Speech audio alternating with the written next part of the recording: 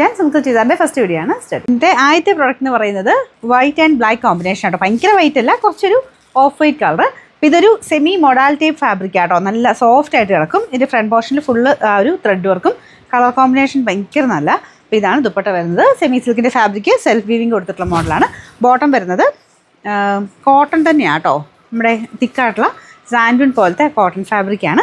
അപ്പോൾ ഇതിന് ആ ഒരു മെറ്റീരിയലിന് ഭയങ്കര ഒരു സ്മൂത്ത് ഫിനിഷ് ആട്ടോ. നിങ്ങളിപ്പോൾ ഈ കാണുമ്പോൾ എങ്ങനെ മനസ്സിലാവും എനിക്കറിയത്തില്ല.